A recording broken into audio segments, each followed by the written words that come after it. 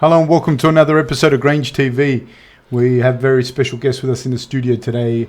Major sponsor, Mr. Jack Whittaker. Thank you for providing us with Robert Whittaker. Didn't really mean to do it, but still, thank you. The best type of accidents. What's that? Best type of accidents. 100%.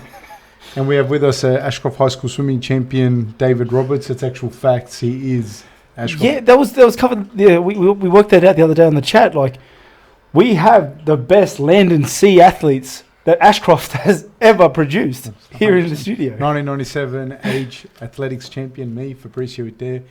And David was a swimming champion at that point in time. If you're from Ashcroft and wish to contest that, please message. There's no comment down below. 100%.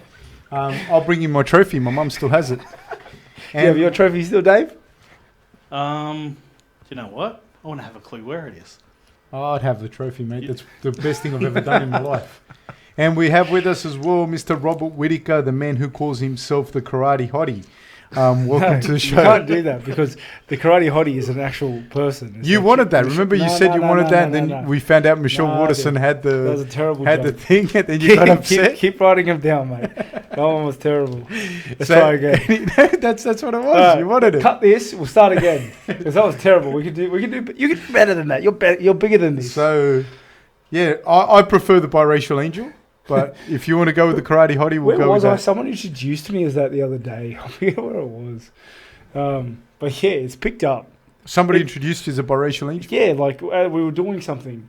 And he goes, Rob Whittaker with me, also known as biracial angel. And I was like, wow. Where was this? I got to remember. I can't remember at the top of my head, but it's there. It's there. It's spreading around. It's spreading. Before I forget, I want to shout out Bazooka Kickboxing in Canada.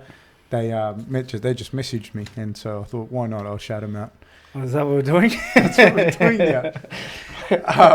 And I also want to apologise, and I can't remember the person's name, but Eli said it was your name, but it was actually your currency. I think it was a Norwegian currency. So I just want to shout that person out. Please excuse Eli. He's extremely ignorant. Yeah, I'm glad we're offering that service now. So please, if you ever want to shout out, please message Fab. Please message Fab. Anybody, anywhere who wants to shout out, message Fab on Instagram. And I said, all right, cool, let's go. How was your weekend, Rob? We went spearfishing. We did. We tackled the oceans. Went in there, and we killed it. We caught quite a few fish, eh? There was a lot of lobsters. Like there was a lot of stuff on my socials. Please feel free to have a look. I think we posted. There's a video up on YouTube of our adventures. It was a beautiful day for it. A beautiful day. We went out there. The water was a little murky, but we still managed to shoot a lot of fish. Like still managed to see a lot. Some lobsters like down in the cracks, and we had some great guys with us as well. They were helping us out, holding our hands a little bit. I want to thank Chris Doyle, the owner of the boat. Yep. Tom Doyle for having Chris Doyle as a father. It's his best achievement that he's ever done. Brian Doyle, happy birthday as well, Brian. It's Brian's birthday. Happy birthday, mate. And a special shout out to Jai and Steve. They were the spear fishermen of the hour. They were the ones that actually helped us through. They are Cronulla legends. Yeah. And the whole day was put together by future UFC fighter, Mr. Chris Casakelli. Does have a few anger issues, but he pulled that day together well. I've never seen anyone so quickly put a mouthguard in for like a play basketball session. But but thank you very much, guys, for taking us out. We caught quite a few things. I think, Dave, you're going to put the footage up, eh? Yeah. We had an amazing lunch. How many lobsters did we catch, you reckon? I think 10. Nah, it would have been more than 10 because I ended up taking some home. No, like it was 2 each. So is that one? No. It was 2 each. So, and how many? Like, because with things guidance, we managed to we all managed to catch one. So it was probably 1, 2, 3, 4, 5, 6, 7, 8, 9. There was probably 10 people, so about 20 lobsters. Yeah, about 20 lobsters, or maybe a little less because some of us didn't jump in. But it was great. Is that mine? That's or yours? you, mate. I apologise for this. No, my phone's on mute. I don't think it is, mate. No, it is yours. It vibrated. I don't think so. There's no other phone here. I deny it. It's not me. It goes. Anyways, apologies for that. So, Dave, when will the footage be up, you reckon? Maybe next week. Next week. Oh, nice. Awesome. Hey, I wanted to ask you something. Did you see that thing with the Melbourne Storm with the big front rower that had the fight in Bali? No, I didn't. Did you see it, Dave? Please explain it to me. Dave, do you know what I'm talking about? You've piqued my interest. No, did you hear about it, Dave? No. The guy from Melbourne Storm, when they were, nobody heard of this. The guy that was in... Yeah, but they picked on him. Yeah, you know what I'm talking about? They were in Bali, and he's like a massive dude. I don't know because I don't follow football, but he's like a big, massive islander dude. And I think somebody tried to glass one of his friends or something, one of the other Melbourne Storm players, and I think he hit the dude. And I think he defended him or something. I don't know. I don't know what happened exactly. And now he's like there's like this massive thing, like saying, he shouldn't have had the fight and he shouldn't have blah blah blah blah. But no, I was just curious as well what your opinion was, being someone of profile that has obviously a contact sport, collision sport, in your case a combat sport. What your thoughts on that were, like, if because he was just defending himself from what I understand. Yeah, I think if your friend is about to get glassed, like, you should help your friend. like you have to, and I think, yeah, it's just you have to. Like, he could have got seriously injured. How hard is it for someone with a profile, with combat, in a combat sport or a collision sport like rugby league or whatnot? Do you think it is for people like yourselves to go out in? It's different. It's different. It is very different. Like, and I think you need to understand that when you do gain a profile and you play in the lights, like you're under the lights, you need to be ready to make certain changes or sacrifices, because, like, you doing what you love for a living comes with drawbacks as well. And that was one of the things I had to learn. Like, you can't do everything else everybody else is, and that's just part of the job. In what way is affected for you? Like, what do you feel? Like, so you can't just, like, let's use him as an example. Like I don't think you can go to Bali in like a local pub and expect to be treated like as anybody else, because you're not like anybody else. You're under the lights, cameras. You have a profile, and anything you do is going to be magnified by 100 times. So, it is what it is. Have you run into things like that? Me personally, no, touch wood, because I think I conduct myself differently. So, like, a lot of guys, you're not out a lot as well. Yeah, and that's another thing. That's the second part, I guess. It's like I don't go out a lot. Like, I don't go out a lot, so I'm not in that scene. So I guess, like, the percentages are reduced straight away off the cuff.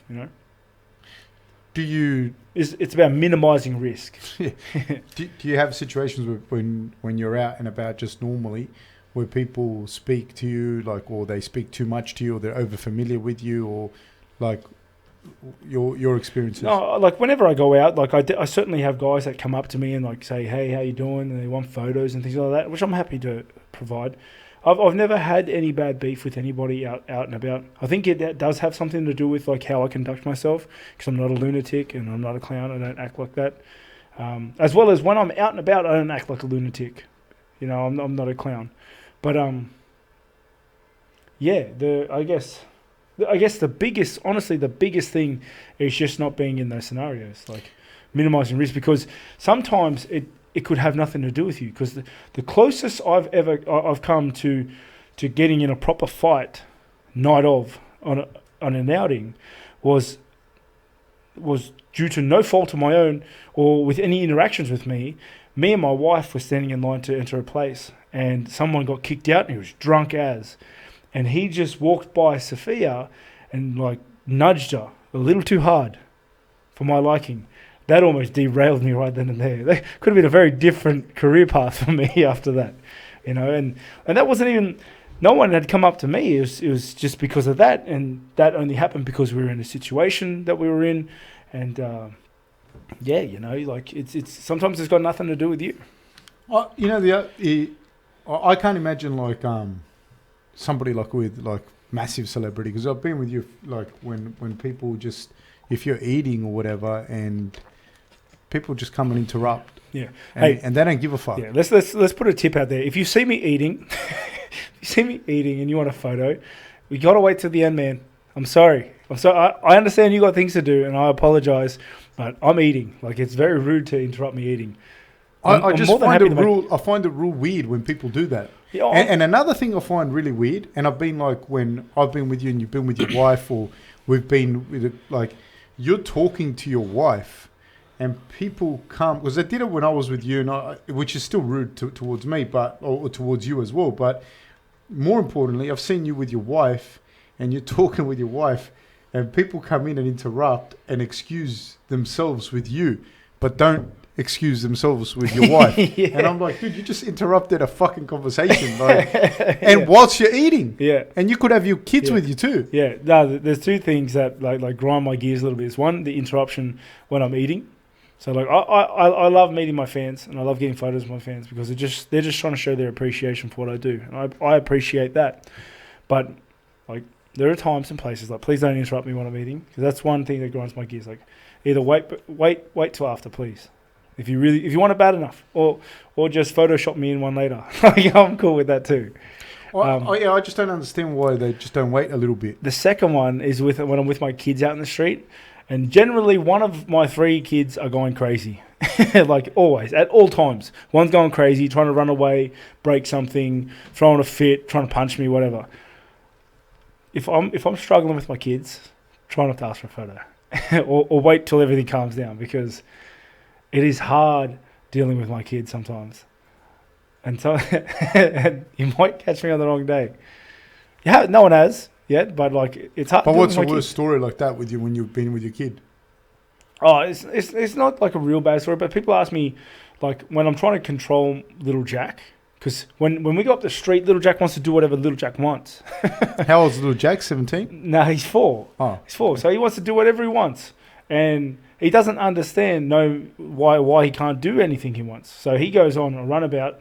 He just runs off, goes wherever he wants, and if I try to stop him, he throws a fit, punching, kicking, spitting.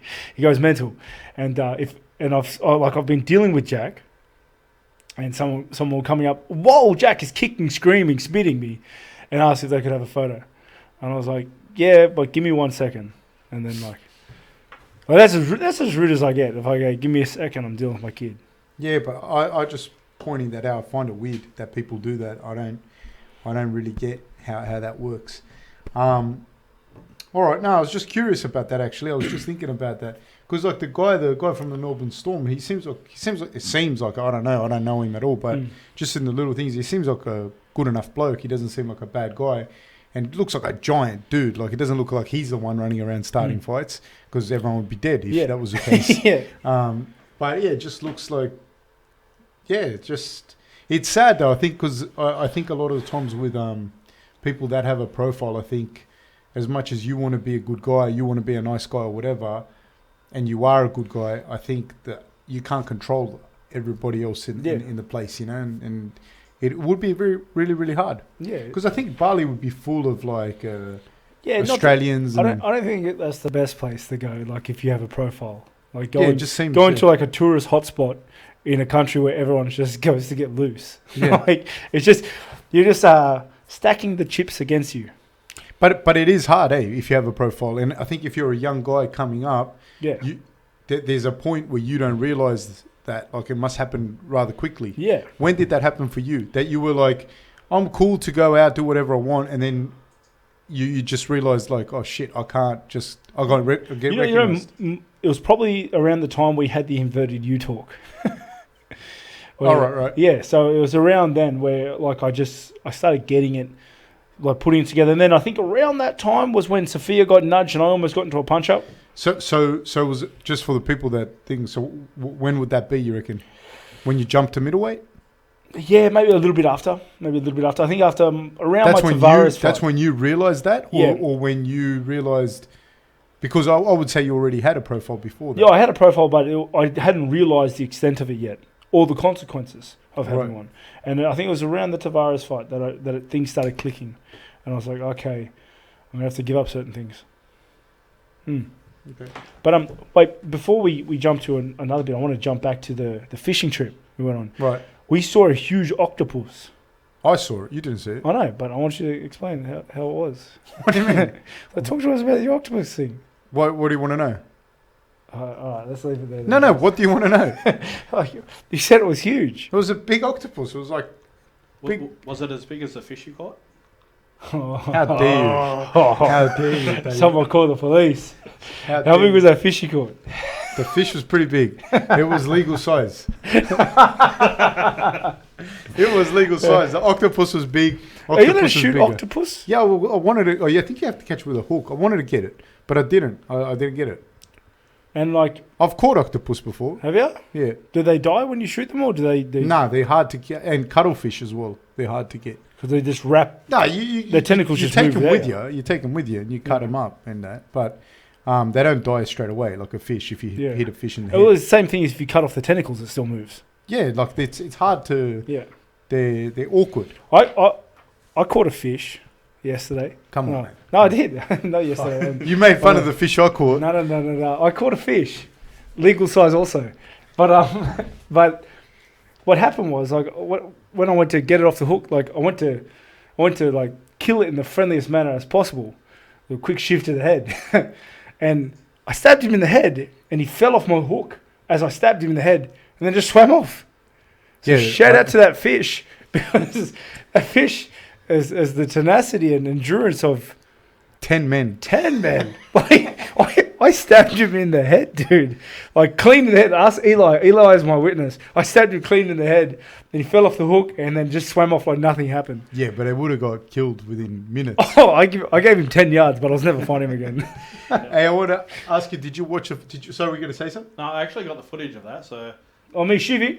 yeah, you losing the fish. So it I'm is losing the legal size fish? Yeah. Yeah. No, I didn't get the footage of Fab, but we do have evidence of that actual fish. Okay. Do you know if you show Rob's fish, you'll go to jail? Hey. Whoa. Hey. My fish is legal size. Yeah, okay. So is mine. But yeah, we'll see.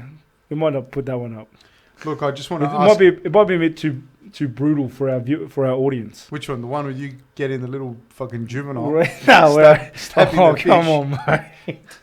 Come on, mate. Don't be like that. You're going pointing fingers. Did you watch UFC on the weekend? Did you watch Hey, it? Huh? I only watched the two fights. I watched Ben's fight and the main event. Weidman. Yeah. Okay. Yeah, I covered them. What did you think of Ben Sassoli and Hardy? I thought I think Hardy's got chin. Like, I think he's got chin. Like I saw from that fight, I think Ben really closed the distance well. He was swinging a lot. I thought Hardy did really well to capitalise on his reach advantage. He's a big guy, eh? I was surprised at how big that guy is. Yeah, like I knew, like looking at him, he was big, and like everyone was talking about him big. And he used to play NFL football. Is he still playing or not? No, he wouldn't still be playing. Right. I'm mates with him, and I know, right? But like he did the right things. Like he was using his kicks. He was trying to keep Sassoli on the mid range. I think it was circling in the center of the octagon pretty well. He was definitely using his reach well, popping that jab. Sassoli, I think, was really trying to swing for the fences, But he clipped Hardy a few times, and Hardy took the shots. I think in the third he got wobbled a bit on one of his big shots, but yeah, I was impressed in that regard that Hardy could just keep his foot on the outside and use his reach to capitalize on the jab.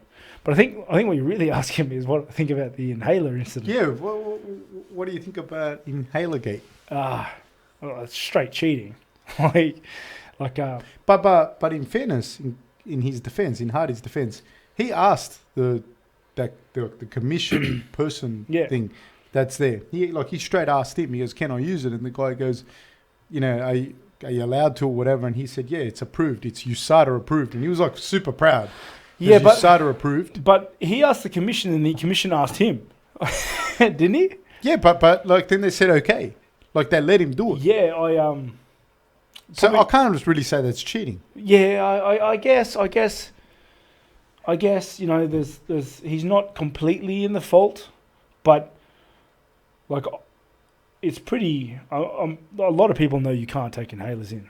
Like I wouldn't have thought you could. But no. beforehand, they tell you, like they sit you down and they tell you can only take X, Y, and Z. What we give you out, you can't take your own jelly. You can't take your own jelly. I mean Vaseline. Like you can't take your own stuff. You can only take X, Y, and Z. They frisk you. Remember you getting frisked? I saw you. You liked it. You smiled. You were getting frisked before walking out. Like they go through all your stuff. You can't take your own stuff out there. And, for the record, I've never been frisked. I don't know what the fuck's been happening to Rob.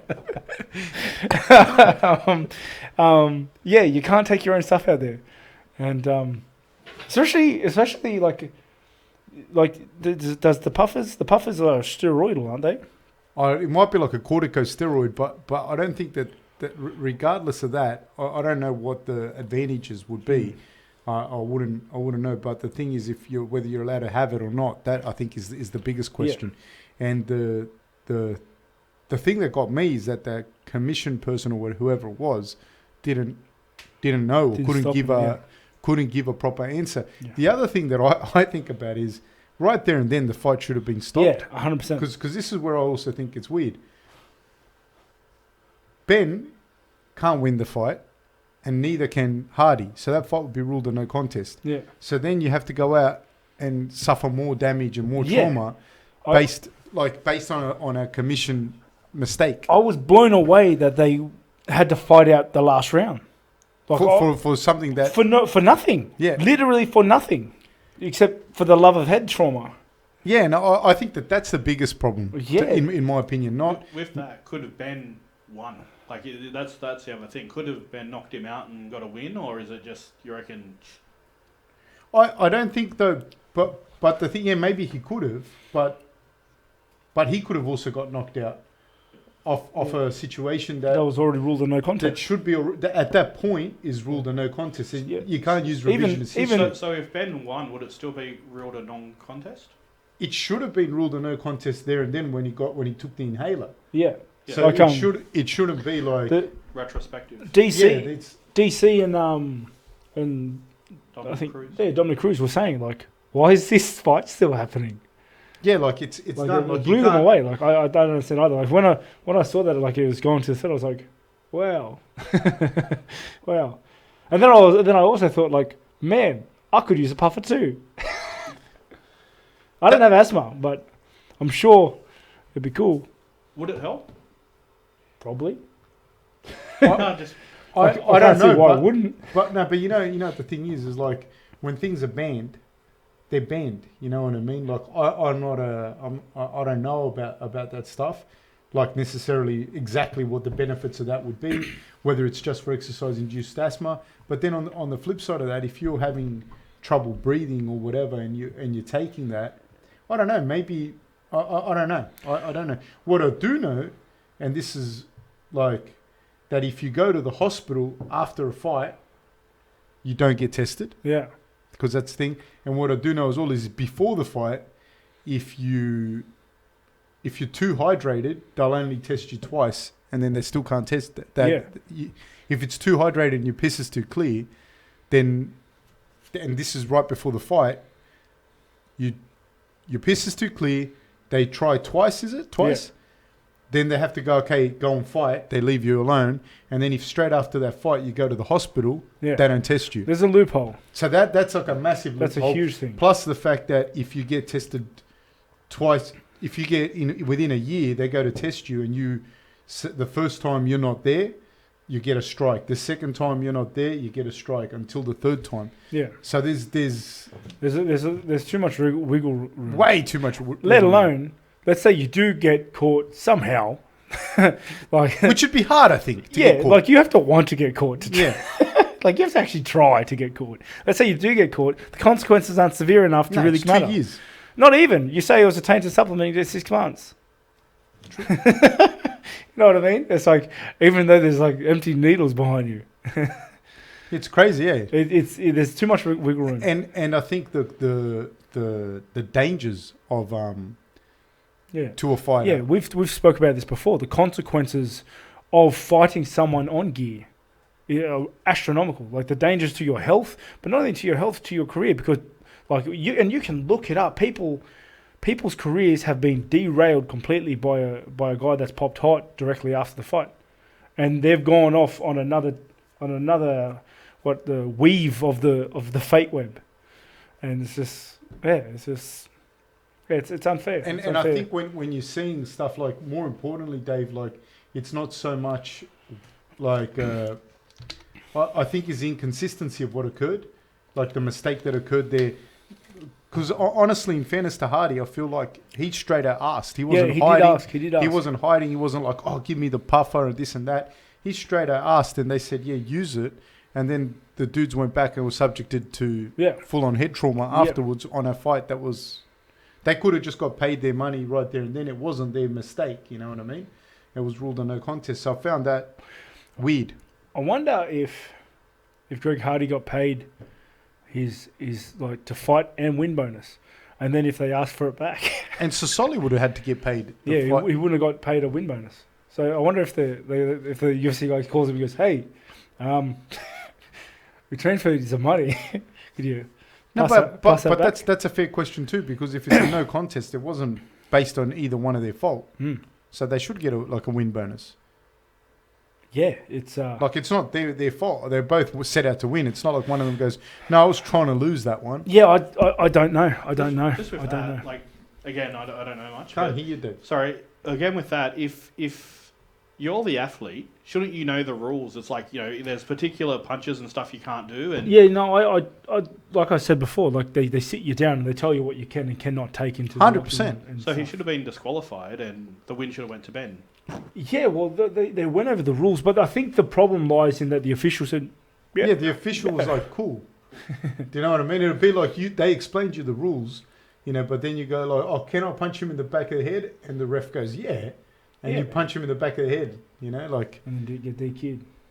So, I don't know. I found that was like pretty... Yeah. I feel for both guys. I actually do, yeah. Like, I feel for both guys. Like, it's just... Both guys had to take a no contest fight, and just bash each other for 15 minutes, which... this isn't like football, you know what I mean? Like, you only have a number of fights, like a limited number of fights in you. Can you talk on that a little bit? Can you explain that? Yeah, so like... Every fighter only has a set number of fights he can do. He or she can do. He or she can do until his clock's up and his brain says, "You know what? I'm done now." Like, and this is saying it from a point of view where it's like you're taking your health seriously and you're bowing out when you're supposed to. Which now, is hard for a fighter to do objectively to begin with. Like without doubt, and that's like probably a whole nother conversation. But yeah, so Ben and Hardy have gone into a fight, they've given it their all, put their hearts out there on show, and now both were ruled a no contest. It's a no contest in their careers. I'm gonna assume they don't get win bonuses because they probably wouldn't have, and they don't make the extra money. They don't go up or down in the ladder. Their career is more or less put on hold for one more fight than it could have been, and now. They've got one less fight in their book of fights, which who knows how many, and it's sad. It's sad. On Hardy, who do you think? What's next for Hardy? You know who I'd like to see Hardy fight? Two guys, either Bam Bam or Juan Espino. Yeah, that'd be cool. That'd be cool on both. What do you think, Hardy or Bam Bam? I think Bam Bam. I think Bam Bam's like Bam Bam's an agile fighter, and I think it surprises a lot of people. I think Bam Bam's speed surprises a lot of people, not to mention his obvious knockout power. So, I would definitely back Bam Bam in that fight against Hardy for sure. I think his skill set's just better than his. And in terms of Juan, I think Juan's, honest to God, going to be like one of the top contenders of the heavyweight division. His wrestling is phenomenal. Like his grappling, like not just his wrestling, like his grappling, his ability to get you to the mat and keep you there. It is phenomenal. Not to mention, he hits like a sledgehammer. And he's huge. He's huge. And he's got monster strength. Like there are big guys, and the big guys are generally pretty strong, but he's abnormally strong. Like he's so big and strong. And anybody who's wrestled or grappled him has seen that and felt that. Yeah, I'd like to see that fight, Juan Espino versus Greg Hardy. I'd like to see anybody fight Juan. But no, that fight in particular, I think would be a good one. I think Greg Hardy's got a big name and he's coming up, and and Juan is one the Ultimate Fighter, and I'd just like to see that fight. I think that's a real good matchup for Juan. I'd have to back Juan on that one. Yeah. What did you think of the Stevens versus Yair Rodriguez? Yair fought great, didn't he? Fought phenomenally. Yair is so dynamic. He's so fun to watch. Like out of the gate, started with a fly kick. Like that was amazing. Like he's just such a dynamic fighter, and his utilization of the left body kick was very good. Wow, amazing. Hey, how did he get through that, Stevens? Like getting dropped with the body kick? Yeah, come on, man. I've been body kicked like that where your body seizes up and shuts down. Hats off to Stevens. Honest to God, hats off. Like that was ridiculous. That was such a clean hit. And then Yair went for him after that hit. Like Yair said, you know what, I'm going to throw everything I have left into this to finish this fight. And Stevens got through it. He curled up. He went for shots. He curled up, went for shots, and he just survived. He survived somehow. I don't know how. You know, hats off to the ref, because you could see. I think a lot of other refs may have stopped the fight then and there, but Stevens was still trying to fight. He was still in it. Explain the difference, because like a lot of people probably don't get this. Like you get hit and you get dropped and knocked out, you're done. You know, it's not your choice. You can't think. You get hit in the body, especially in the liver. It's almost not your choice either. It's not your choice. He might not have got flush like cracked, but still like People don't mix up getting winded with getting liver kicked. All right, they're very different. And if you want me to show you, I will. Like it's all right. We can test out our theories. Getting winded hurts, but you can usually just continue to what you're doing. Like it's not fun. Like no one likes it. But when you get a liver shot, your body curls up on itself. It dies a little, and your body just shuts down. And that's what happened to him. That's why he curled up and fell over. Like that's why you see a lot of guys get finished with the liver kick. Would you say it's fair to say that Yair won first and second, and Stevens won third? You know, I felt that Stevens won third. Yeah, I definitely think Stevens won third. Stevens actually mentioned this in the interview. He said 3 rounds favours Yair, and 5 rounds favours me. But the original fight was 5 rounds. Yeah, and he exactly. got eye-poked. He did. Through no fault of his own. Yeah. And he certainly won the third. Certainly won the third. But and he started putting it on Steve. He started putting it on Yair in the second at the end of it. Do you think that 3 rounds? There's arguments made. 5 rounds is too long to fight. 3 rounds. What do you think? What do you think is the optimal time to fight there? Like the optimal fight time, if I had a choice, I'd fight like for the old Pride rules, 10 minutes, 2 10-minute rounds. So the Pride rules before was 1. The first round was 10, then 5. Okay. And then the championship fights were a little different.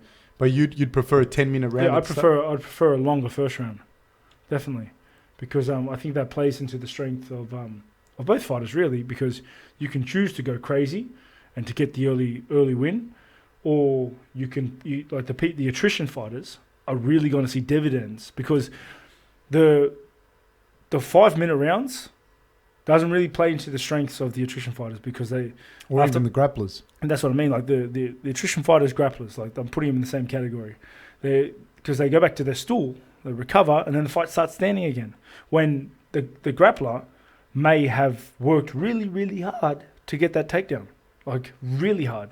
And that's another thing. Like we've spoken on it at length. Like it's hard to shoot on someone and hold them down. And if you don't get that shot, if you don't hold them down and then start like regaining your stamina and cardio back in a better position than they are, you actually lose out on the energy exchange there.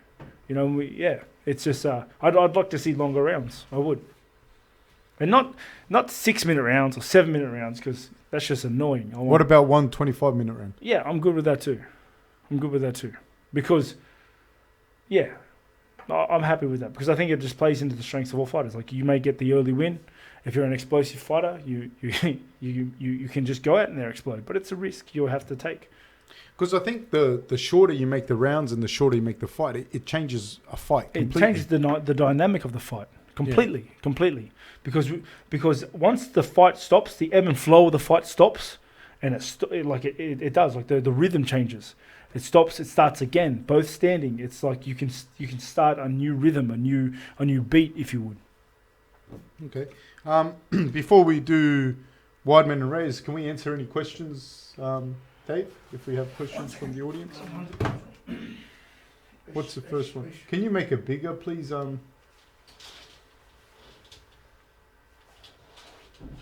Casey Hammock, all love from Fort Worth. You're the most likable man in sports, my brother. I love the podcast. I listen every day. Casey, thank you so much, mate. I really appreciate it.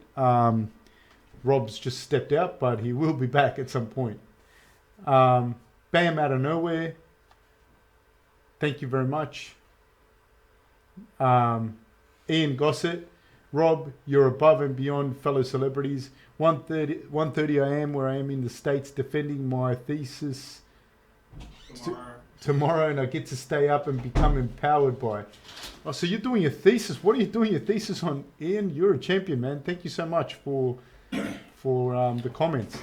All right, no questions thus far, so we'll move straight on to the main event. Rob, thoughts on Weidman versus Reyes? Yeah, I guess like that's another example on where you see one. Let me just say, I feel for Weidman. We said it last week, but I'm a massive fan, and he's had a hard run. He's just been fighting killer after killer, you know. So what do you do there, Rob? Can you but like by the same token, they're not going to pull Weidman back and fight number 25. Yeah, like it's hard. It's so hard. Even if he wanted to, though, because his name, his pay, and all of that, I don't think they'll let him fight. No, you know what they'll do? They'll say, "Oh, he's just lost it," and they'll cut him. Yeah, but what I'm saying is, from Weidman's perspective, he can't go back and fight number 25 for a, and like even when people go fight a tune-up fight, like number 10 is good. Yeah, number 10 is not a tune-up fight. That may be the new number 1. Yeah, it's new number 1 that's coming through. Yeah, like yeah, I feel for him, man. I really do. What do you think of Reyes? Reyes, he's a guy who I feel understands his skill sets and strengths. Yeah, 100%. And utilizes them to their best. Like elaborate on that. Like he's not super flashy. He's not super rangy. He's not super fast. He's not a super heavy. He hits very heavy. He's not. But he's not like. He's not playing on just his power. But he knows how to use his skill sets to the best effect, and he did that with Weidman. Like, and that's another thing that you see. Like Weidman went for the wrestle, went for the takedown, went for the grapple, grinded him up against the fence, and that's another thing you see where the wrestler has to expend a lot of energy to try to control the fight at that pace, where the one defending it isn't burning as much because he's just defending it. He's using the cage to its greatest effect, which you can use it to lean on, so you're saving energy there, and he's just fighting, like he's reacting to the grips and stuff like that. So and then when they broke apart, I felt I saw a little bit of Reyes still had so much energy, and Weidman was a little bit more tired. And I'm not saying Weidman was gassed. This is not what I'm saying. I said he's just a little bit more tired, which in a game where millimeters and make the biggest difference, it was huge. You know, Weidman has to be a little bit more tired to not slip a little bit more weight or to take a breath at a point where maybe he shouldn't, and and he got caught with that step back left, and he's so rangy too. The rest is history.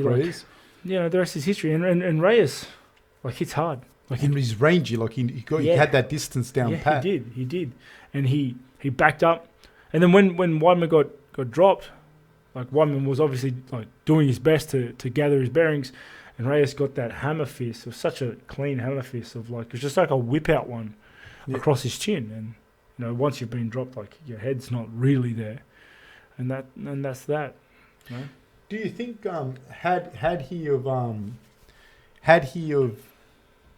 Weidman been fighting middleweights, do you think how deep he was on that takedown, how well he had the guy up against the cage and whatnot, that he would have finished those takedowns? It's hard to say. It's very hard to say. You know, going from past history, I'd have to say yes, because Weidman has gotten a lot of the division down. And he's like we were saying last week, he's generally one of the bigger guys, he's longer guys in the division. Because whenever you watch Weidman, other than Rockhold, he's probably got the length as well. Yeah. You know, and even against Rockhold, he probably had the longer arms. I'm not sure. I'd have to check it.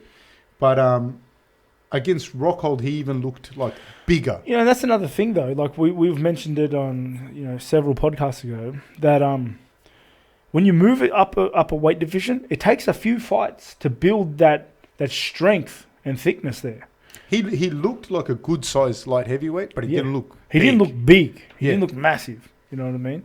And it is what it is. Like what do you think? Where does he go from there? Here's a question: when's enough for a fighter? Not even. I'm not talking necessarily about Weidman, but what I'm asking is, I'm not asking, can he keep winning? Because I think any fight that he goes in, what's that? It's should he? Yeah, I mean any fight that Weidman goes in this case, he could win 100%. Take Weidman out of it, but when is enough for a fighter in as far as like, just trauma, etc. Having said that, he hasn't got flogged in the fights that he's been in. Yeah, but I don't know. I don't know. Like he'd have to be talking to some good people.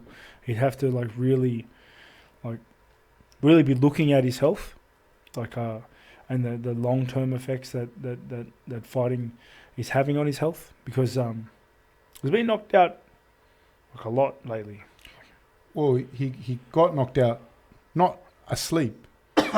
Only this one he got bad. Like when did he get knocked? Did he get knocked out asleep against Jacare? Yeah, he did. Yeah, he did. He did. And he got knocked out by Romero too.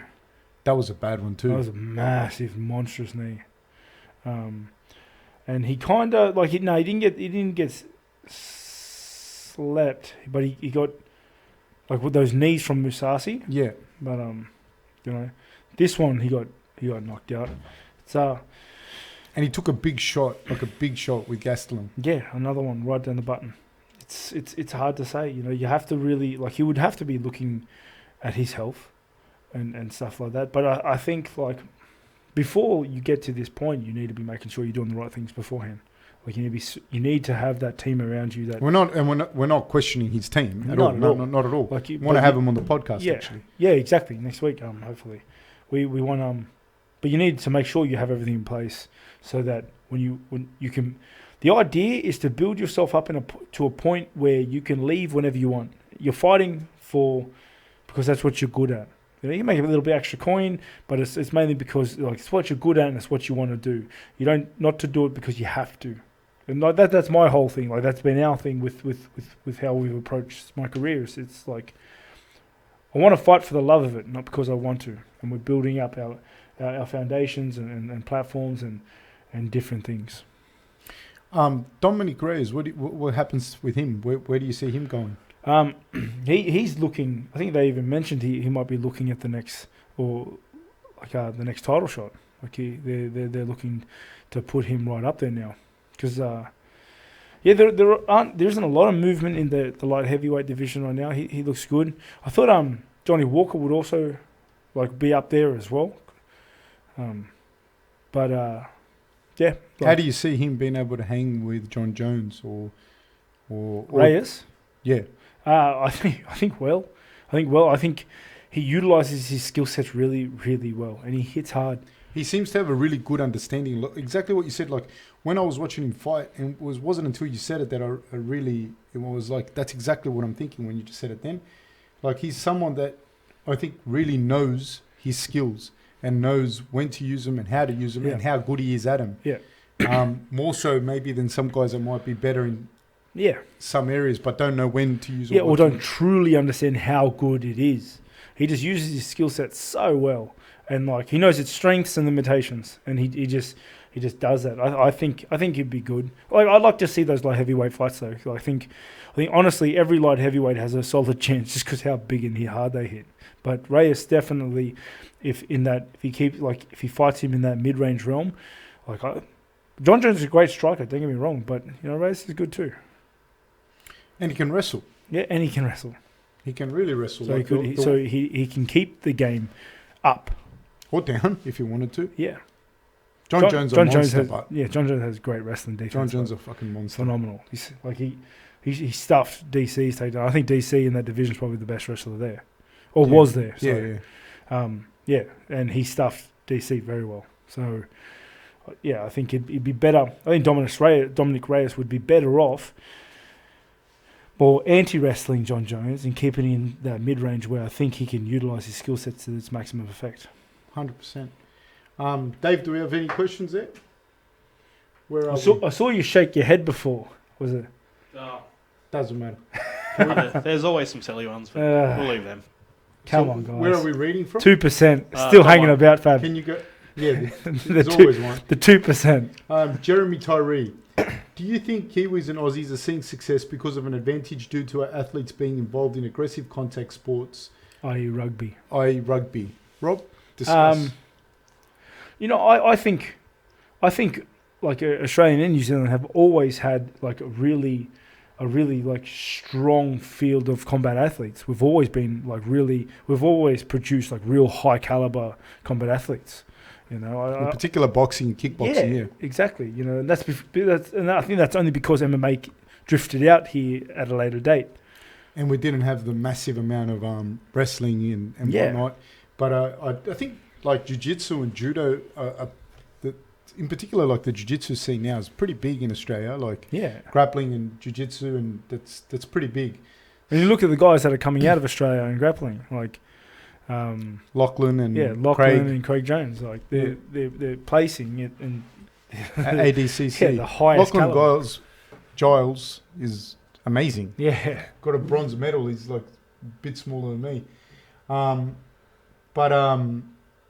I think there's always been really good boxers and really good kickboxers come out of Australia. Always for a long time. And I think it just followed the natural trend. MMA came. It started. It came to Australia later, in its professional format, and it took a few years for us to adjust and to get used to it because it wasn't here before. Yeah, but relatively quickly, Australians were up there. 100%. Yeah, massively. And then Australians and New Zealanders. Yeah, and we're taking over now. Yeah, I think so. What is your AFL team? I wish I could give him his $2. I'm going to say Sydney Swans. Sydney Swans. Or Greater Western Sydney Giants. Oh, yeah. GWS Giants. Yeah. Tom Wood, any thoughts on Barry Hall versus Paul Gallen boxing match? I haven't seen a lot of Barry Hall. Barry Hall's like a big bald guy that's AFL. Played AFL and that. Yeah, I'm not knowledgeable enough to give like a real educated answer. I'm going to go with Paul Gallen because he's more active in that. Paul Gallen trains a lot. Especially in the combat sports realms, he boxes a lot. No, and he's a good grappler too. Yeah. I have to go with Paul Gallen.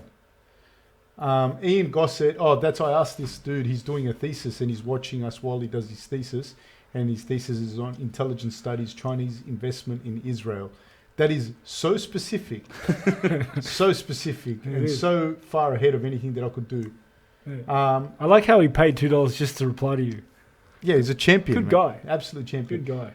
What's your picks on Askren versus Meyer? Shout out to Sonnen the Rocks. No. Okay. What's your picks on Askren versus Meyer?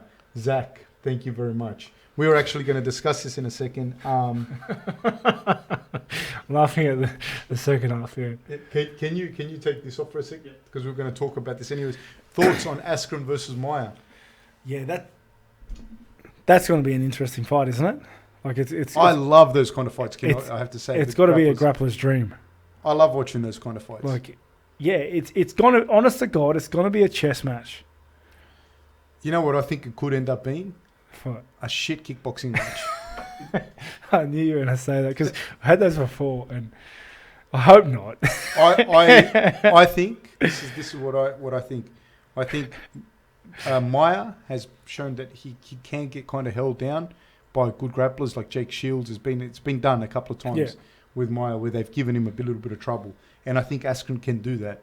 But I think Maya's kickboxing is a lot better than Askren's. Yeah. And I think his grappling's good enough that he can probably get himself back up and threaten Maya. Threaten Askren and that. What do you think? 100%. I think Askren can definitely be the one to hold him down. That's Askren's game.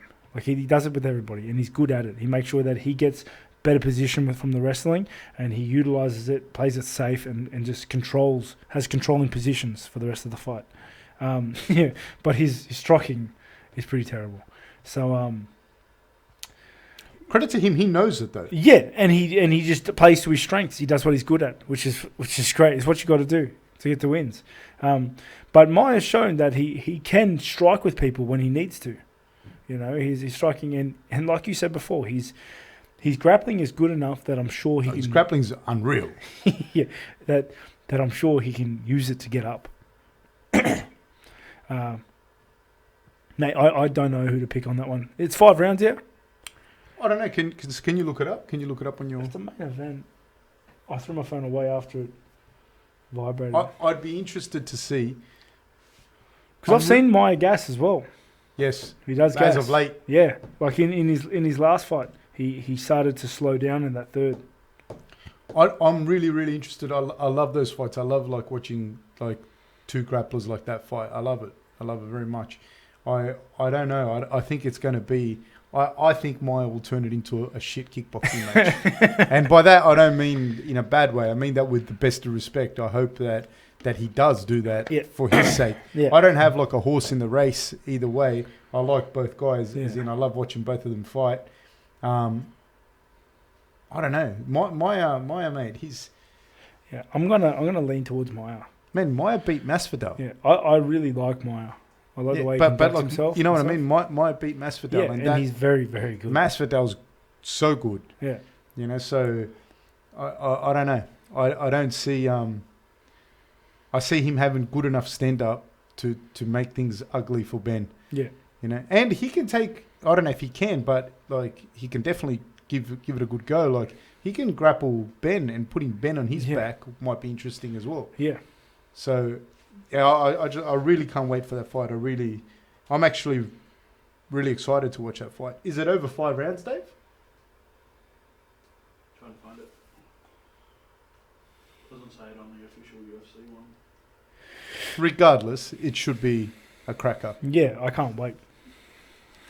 What's any more questions, Dave, there from the audience? Yep. So, have you heard about CK3 is what we're up to. Well, this economy is on my Discord. I haven't. Thanks for the donation. What's CK3? Crusader Kings 3. It's a game. It's like a grand strategy game. You play as a dynastic family in the so you have heard about it? Yeah. Oh no, not the third one, because that's obviously going to be the new one. I've played CK2. Oh, okay. Yeah, but Economy's a real active guy on my Discord. Discord's like a program where you invite a bunch of people and they can all just talk to each other while you play a game. Nah, just in general. It's kind of like a phone. Nah, it's like a chat room that's always active. And Economy and you are friends. Yeah. Hey, thanks for the $5. Diggsy Dugan, are you guys going to target the winner of Till and Gastelum? I'd just like to point out that I am not targeting anyone, and any fighting will be done by Robert. Fab is targeting Till. he's waiting to see the winner, but he's hoping it's Till. I don't know. We'll see. There are some talks with the UFC at the moment, but we'll see. I suppose. Yeah. We are interested in fighting. He is interested in fighting. Matthew Albanese asks the riveting question that is in everyone's mouth: is hot dog a sandwich, gentleman? We'll go back to the other one. Okay. Is a hot dog a sandwich, gentleman? I'm going to say no. I'm going to go with yes, Matthew, and I want you to think about that, and I want you to repost what you think. I feel it's not. I think it is. I don't. Well, let's see what Matthew says when he posts again. Is the sandwich counted as a roll? I just feel a like hot dog's a roll. let's say you go for your. But is a roll really a sandwich? You know what I mean? Yeah, No. like yeah, it's not. It's And not. I feel that like let's say you use sliced bread because you don't like hot dog buns like myself. It's one slice of bread. You don't make a sandwich with one slice of bread, What if you put 3 hot dogs in 2 slices? and that's not a hot dog. It's a monster. Who do you think will win? We'll delve into this one. Who do you think will win out of Gaslam and Till? I think we've actually have covered this before, but it all rides on how Till goes up to middleweight. He was a massive welterweight, but I don't think he'll have the same benefits of being a massive guy in middleweight because there are other massive guys.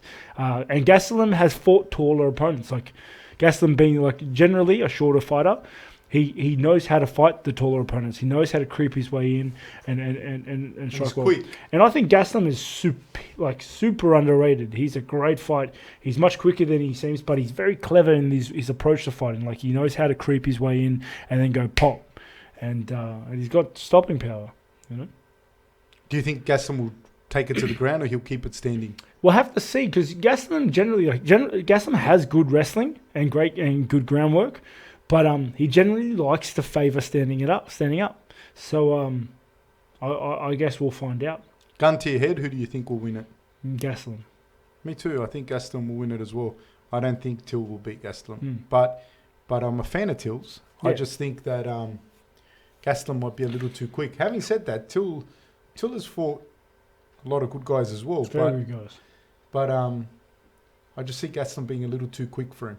Mm. Just a little bit We'll too have to quick. I guess we have a lot riding on like how Till appears at middleweight. You know, Yeah, absolutely. He could be. You came up from welterweight to 100%, middleweight, and he 100%. could do the same thing. there's what's the statistic about though? Like the statistic of people who make a move up a division and do well. Fuck, I don't know. That's No, such a vague thing to ask me. I'm sure. Hey, run the numbers quickly. No, Know that off the top of my head. no, but like I mean, I'm sure we've I'm talked such about a flop. I don't know that. it. I'm sure we've talked about it. No, I think that no, I don't even know what you're asking me, to be honest. No, with you. the I'm trying to amount save you. amount of guys that move up a division and like do really well, you know, As compared to what? to those who don't do well. Fuck, I don't know. All right. I don't know. Make me a liar. I don't know. But I will say, like, I think it does a lot depend on, like, say someone like. But see, then Gaslam goes and breaks all those rules because he's short. Yeah, and he was a welterweight. Yeah, you would think that he would be best suited for welterweight, Yeah, but he's not. because he's a little keg. Yeah, he's proven to be like a middleweight. Yeah. You know what I mean? DC So- did that too, though. He Yeah, was but like, DC proved he won the title. Oh no, Yeah. yes he did. He won Yeah. the title at light heavyweight, yeah, and then he won the title at and heavyweight. So there you go. I don't know. Yeah, I don't know. keg takeover. Which is the Rob?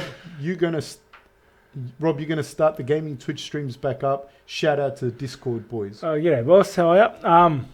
Yeah, so funny you mentioned that because I was going to discuss it at the end, but I may as well discuss it now.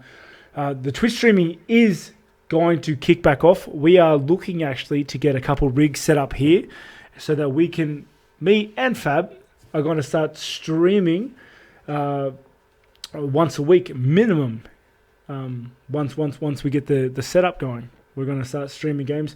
Fab is a novice to a lot of the games we're going to be playing. I think we'll kick off with like, I don't know, it'll have to be something simple, but yeah, we're looking to start those up so that you can so that people can not only can they watch us elite gamers play some real high caliber games, but to interact with us and so that we can just chat with the fans. I'm willing to die out there in those games. It says we kind of spoke about this, but it says, why does Weidman go from beating Silva to this slump? I don't think he's in a slump. It's not a slump. He's just look at the guys he's fighting. Like he's fighting killers, and it's just he's fighting killers. It's just he's literally walking through death row. It's hard, eh? It's like people don't get that. And a lot of those fights he was winning. Yeah, and all of those fights at the top end, they're all 50-50. Yeah, man. Like, tell me Jacare wouldn't knock you out.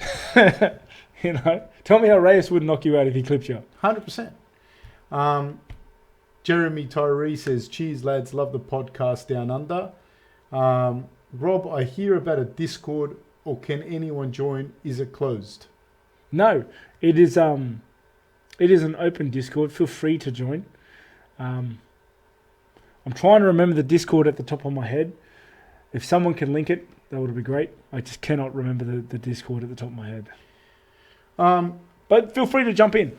Just popping in to show some support from Indonesia. See you in Melbourne. By the way, what's your diet like? Ha ha ha. That's from Gen Z Indonesia. What do you mean by that? What's your diet like? Ha ha ha. What's your diet like? Yeah. What do you mean by that, mate? He must be going down for packs. Pen packs. Yes, absolutely. So you'll be competing in pen packs on the weekend. Yes, me and the team. We're going to jump down there and have some rolls. I think competing is going to be very good for. It's just good for you. Will Volkanovski win the belt? What are your thoughts? We'll just discuss this, Dave. Matthew Albanese. It's an open face sandwich, my friends. Thank you very much, Matthew. I believe it is. Matthew and I agree. Matthew, you're a good man. No, who made him the leading expert on sandwiches? Well, he's the one that brought it up, mate. So what doesn't make him right? Doesn't make him wrong. I disagree, Matthew. I disagree. Look, I was just going to discuss this from Diggsy Dugan. Volkanovski versus Max Holloway. What do you think? Yeah, I love that fight for Alex. Why do you think? Because I think Volkanovski's young. He's hungry. He's got chin. He's shown that. He's still very young. He has like a lot of power. He has an anti-wrestling game, but he also can incorporate like a heavy wrestling game. He can take you down. He can grind you out. He's shown that his cardio is phenomenal, and I think Max matches up poorly against him. To be honest, why is that? Just because Max's general fight game is just to outwork you and pep you with shots. But I think Alex can not only take those shots because he's got chin, which I think he does, but he's got the cardio to keep going. He's got the cardio to sit in there, but he's also got the power to put Max on the back foot, which Poirier did in his last fight. So you got to see. Do you think that Alex will suffer with Max's reach? I think he will. And because Max got like fast, peppery, accurate shots. Yeah, 100%. I think he will get peppered, but I see Alex. When we've seen it in other fights, he just walks you down. He walks you down. He makes it dirty by attempting shots, even if he doesn't get them. He dirties it up, muddies it up, and I can just see him walking him down and landing those big shots. Do you see him stopping Max? Because Max has got a great chin as well. Yeah, I don't see him stopping Max, but I can see him winning. That's not to say like that Max can't win. Like Max has been one of the longest reigning champs, of that division. It's just that I think Alex will pose some problems. I'm also a huge fan of Max. Big fan. I think he's done great things. I love the way he conducts himself. It's an interesting fight, man. I don't know. I have to say probably Alex, I think, but, being that he lives down the road sort of thing, so I have to say. But I'm curious how he's going to deal with the reach. Yeah. I'm not saying he can't deal with it. Obviously, he's putting in work to deal with it. I'm curious to see how he's going to do that. Because I think he's got a lot of power as well, Alex, and that's always dangerous. And I just want to see that fight as well. Yeah. I'm interested though. I just see the reach and the range and the shots from Max and his chin, and I want to see how Alex is going to come forward on that, and how he's going to avoid those shots, because I think he will. I'm just curious to see how he's going to do it. Yeah. What's next, Dave? Marcus Jovanovic believes that this podcast is hilarious, and we thank you for that, mate. Thanks, mate. Safar707 says, I'm a bit poor at the moment after the Melbourne trip, but shock, guys, keep up the amazing podcast. I really hope you realise how good your content is within the MMA world. It's legitimately great fight talk and banter. Always tuning in. And Yeah. Safa, although he's poor, put up $20. Yeah. Safa, you are a champion. There should be Absolute more legend. people like Thank you very much, mate. It means a lot to us to hear comments like that because we like to think our banter is quite good. Do my best, mate. Oh, Badahari versus Rico Verhoeven. Who wins in kickboxing? I don't know who wins that, man, but I think Badahari is a monster. I don't know. I can't pick out of them, mate. I just think Badahari's. Yeah, I'm sorry. I don't know enough. Rico Verhoeven is so big and so technical. They're different types of fighters. I don't know, man. Hey, I don't know. I can't pick a winner. Badahari's a little bit more of a wild man, so he's got a little bit more X factor. I don't know. That was a good question, Mikhail, and I can't read Russian, but yeah, it was. I don't know, but a good question. Matt Jabone says, "Did you ever play WoW? And what is your favorite expansion?" Yeah, I did. I probably Cataclysm, but I stopped. I didn't like the expansions after Cataclysm. No, I did. So I did. What is that? Can you explain what that is? It's World of Warcraft. You've never heard of World of Warcraft? I've heard of it because you've told me about it. Yeah, so it's just a online role playing game. You make a little character, go slay dragons and whatnot. And what's your favorite expansion? Cataclysm. What is that? It's I think it's from the top of my head. It's when a portal opened to I forget what the place is called. Some place. A portal opened to some place where there's a bunch of demons. Do you play these games, David? Not those ones. But I think with Cataclysm they brought in flying mounts. Or is that Burning Crusade? No, I'm pretty sure it's Cataclysm. They brought in flying mounts, which is pretty cool. Fuck. Anyways, Gen Z Indonesia says, I'm meant to speaking tour. Anyways, love the podcast. Thank you very much, mate. Thank you. And he's going to the speaking tour. Yeah. When is the speaking? Tell us about the speaking tour. So the speaking tour is going through November and December in most cities around Australia and New Zealand. I'm going to be telling my story more or less. I'm going to be telling, speaking about my hardships from birth up until I guess today. And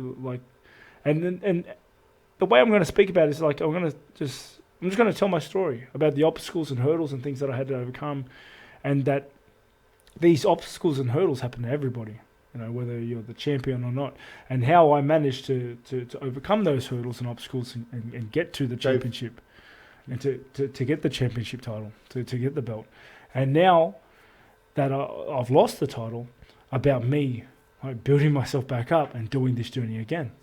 And yeah, I think I have an interesting story that I think a lot of people can take something from. I think not to kill all the content, which you won't. There's a lot of content for the tour.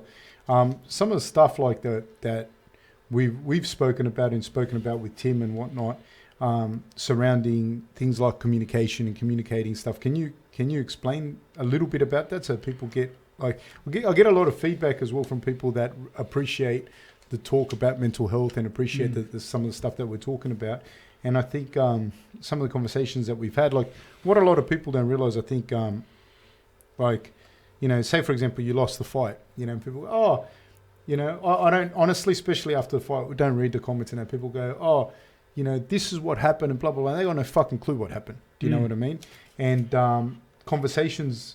hard conversations that have to have happened, not because of the result necessarily, because the result's a result. There's been good results with subpar performance, and the subpar performance might not have been in the octagon. Subpar performance might have been at training. Yeah. And then sometimes you have good performances at training and you have good things, and you have a bad performance in the octagon or whatever. Or sometimes you just got to credit, and this is what I believe, you just got to credit your opponent. That's his moment. Hat off, and you move on. Do you know what I mean? Yeah. And we'll have our conversation in private. But do you want to talk a little bit about some of the stuff you were saying, in regards to conversations we've had around communication and whatnot and mental health? Yeah, communication has always been a bit of a hurdle for me. It's because when I start to get when something doesn't go the way I want it to, like I guess I recede into myself and I start having inner monologues, and I start talking to myself, but not expressing how I feel to the person that I'm talking to, or the disappointments that are happening, or anything like that. So like when this starts to happen, I start to talk to myself and I'm not expressing myself. It just makes everything worse, and the fact that I'm not talking about it makes it so much worse that I start to resent not necessarily the person that I'm talking to, but whatever is surrounding it. Say it's training. Like I start to resent going to training because. Can you explain hard. The inner monologue? What you mean by that when you talk about your inner monologues? No, so like let's say for instance, like if we're talking, me and you were talking, and you're saying something that I'm not a fan of, I'll start to have an inner monologue in myself where I'm like, well, this isn't going to plan. Time to start planning what I'm going to do afterwards, who I'm going to start doing this job, what's going to happen. Like I start planning a future without the person in it because I can't express. Like it's just what happens, and I'm only understanding it myself still trying to understand it myself. What message you reckon you can give to people? Like say for example, they got problems, or something happens and whatever, and sometimes the things that you have, the problems that you have seem insurmountable. And, you hear people say, well, what's talking about it going to do? Because if I talk about it, the problems are still there. Yeah. They haven't changed.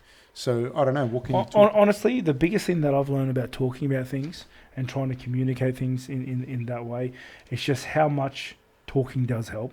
How much, once you say it out loud, the problem is still there. It is still there, and it's real. But talking about it helps you understand it a little bit better. It helps you come to terms with it a little bit better, so that the problems don't have the same impact. They don't have the same shock value that they did when they first hit you. You're talking about it. You're getting comfortable with it. Once you start speaking about it, you can start planning an approach to attack it. And changes, I think, when you speak, especially if you speak to a couple of people about it, you see the problem from different perspectives as well. 100%. That change in perspective is huge, because what might be a huge problem to you, they might have already dealt with, or it might be a problem they constantly are going through, or something they've dealt with before, and you can get their perspective on the same thing, which just makes it easier. I think with that as well, like, a lot of stuff that people don't talk about, you don't even realize that, like, man, like everyone's going through it, everyone's singing. But if you don't speak about it and you keep stuff to yourself and you have that inner monologue, you ask the question from your perspective, you answer it to yourself from your own perspective as well, and then you go on in your merry way. But it's not a very merry way, because you've had this whole conversation in your head without having actually had it with someone else that can bounce a different perspective off you. Yeah, I think bouncing ideas off other people and talking to other people and then getting their perspective is huge. It's absolutely massive. And I guess that's one of the big motivating reasons why I want to do this speaking to us, because I want to show that everybody has this sort of stuff. Everybody is going through this sort of stuff. I hope you can take something from how I've dealt with things, and what I've failed to do earlier times that I'm coming to terms with now, that like I have different skill sets now to when I was, say, 22, 21, and I wish I had those skill sets then. I wish I could have someone tell me, like, and explain to me these skill sets, and explain to me that it's not the end of the world, that everyone goes through it, that the way you're feeling now isn't going to last. Don't make any rash decisions. It's yeah, and I guess that's it. Like, that's the whole motivating drive, is like, I want to get my story out there, and so that people can pick this up. Would it be fair to say that whilst this wasn't you're not happy to have lost your belt, you're not happy to have lost the championship and whatnot, is it fair to say that in and of itself, like, the correlation with that and depression per se is not as big as, like, some of the day-to-day stuff you deal with? Definitely not. I'm not depressed at all for losing the belt at all. I like, losing is always part of the game, and The only thing I feel about losing the belt is disappointed, but also excited. They're the two biggest emotions that I have about losing the last fight. It's disappointed that I lost, but excited for what's around the corner, because I'm excited about what I can take and glean from this last fight moving forward. Because I've lost before, I have, and I came back much better. Answer me this: how different? Not your inner circle, but other people. How different do people treat you after you lose? Oh, night and day. Like, because I can I just say something?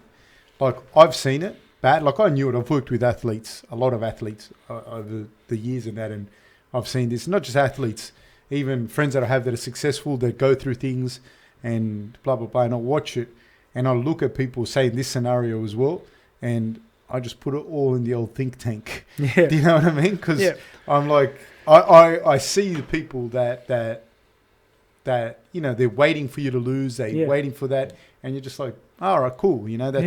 That's mad. I'll see you when we're winning again, because you're going to turn up again. Yeah. No, it's crazy. And you know what's fortunate for me is that I had that. I've been at, I've lost before, and I've lost twice in a row before. So it's like I managed to weed out a lot of things then. So I made such an emphasis to surround myself with good people, a solid team that I'm really loyal to, and to good guys that care about me, not because I'm a good fighter, because I fight. They care about me because I'm their friends, because we work well together, and that's massive. That is massive. How for those guys, that's why. Well, let me put it this way: for those guys that you're watching that don't have that structure, how bad can that get? You see people that lose the title that don't have the structure. They fall into a pit of despair, and everything they know is just up in the wind, and it just makes everything worse, because your next fight is about you trying to prove you're somebody you don't. It's not that you're not. It's just that you don't need to be. And it's just you're just adding your own pressure on. It's and you see that all the time where champs just have a massive spiral downwards after they lose a fight or two, and they start making one poor decision after the next, and there's no one around them. And it's not even necessarily I think the pros and the cons even of the fight game are not necessarily involved in the people get to see in the octagon. A lot of the times it's all the shit that happens to you outside of the octagon. 100%. You don't live in the octagon. You're only there for 15 minutes, maybe 3 times a year, or in your case, once every 3-4 years, like the Olympics. Come on, mate. It's like an Olympic event. Gee whiz. Got any more questions there, Dave? It's an Olympic event, is it? Well, like the Olympics. Well, let's wrap it up there with that. And yeah, thank you very much, guys. Please, are we playing this? If you want. It's up to you. Mate, I'm the winner. I won the last one. We can back it up, but I'll smash anyway. Let's go. Which one are we playing? The first one. All right. All right, press start on it. Yeah, there we go. Here we go. Music? It's so loud. Yeah, I think it's better. Talk, Rob? Yeah, hello? Yeah. The music's great. Press start. A, C, B. I think you're the one that has to press it. Does that make me play one? Yeah, you want to be this guy. But my remote's broken though. I found that out last week. My remote control's broken too. Oh, is it, mate? Yeah. No, we found out in the last time I when I smashed Fab that my guy couldn't move forward. So he can't move forward now? Oh shit. Oh good.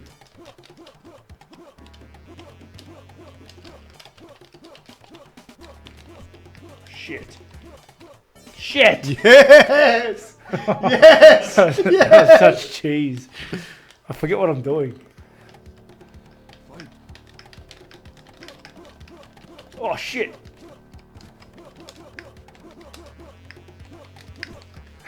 Oh. When the student becomes the master. No!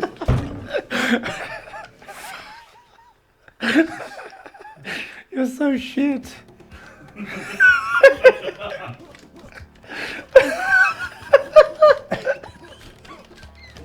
How good is this? Fucking shit. It's fucking shit. The whole game's shit. I'm done. I'm done. This shit game. Thank you very much, guys. Please like and subscribe. Thank you so much for joining in. Don't have to watch it till the end every time. But thank you very much. Thanks, guys. Take care. Really appreciate it. Like and subscribe. Get this around. Thanks, guys.